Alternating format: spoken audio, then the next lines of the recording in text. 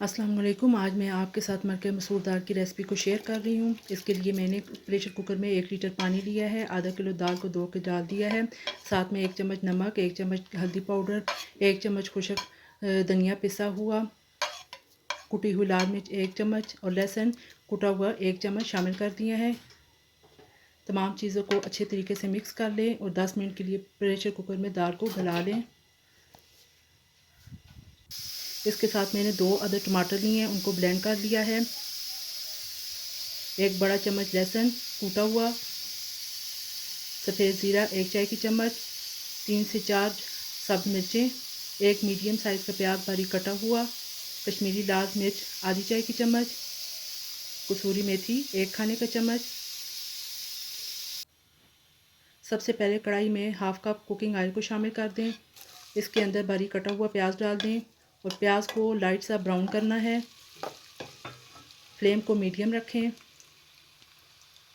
जैसे प्याज light brown हो जाए, इसके अंदर पिसा हुआ लहसुन शामिल कर दें। सफ़ेद ज़ीरे को भी डालकर भून लें।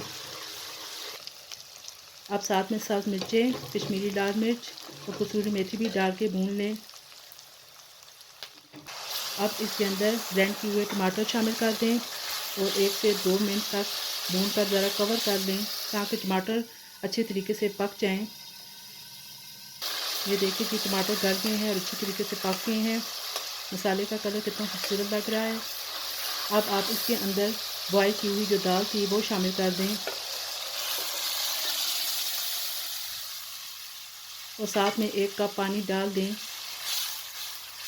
ताकि दाल और मसाला अच्छे तरीके से पक जाए। 5 मिनट के लिए कवर कर दें ऊपर से। ये देखिए जी 5 मिनट गुजर चुके हैं और दाल अच्छे तरीके से पक चुकी है। अब फ्लेम को ऑफ कर दें। ऊपर से पिसा हुआ गरम मसाला हाफ़ टी स्पून छिड़क दें। सब्ज़ धनिया और सब्ज़ मिर्चें भी ऊपर से डाल दें। ये देखें जी मज़ेदार दाल तैयार हो चुकी है। इसका कलर भी कितना खुशनुमा लग रहा है।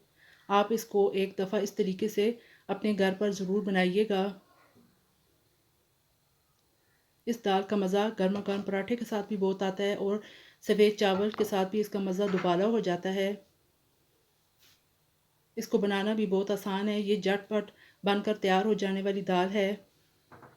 अगर आपको मेरी ये रेसिपी दाल की पसंद आए तो इसे लाइक कर दीजिएगा और मेरे चैनल को भी शेयर और सब्सक्राइब कर दें और बेल आइकन को भी प्रेस कर दें ताकि मेरी हर आने वाली नई वीडियो आप तक जल्द अज जल्द पहुंच सके।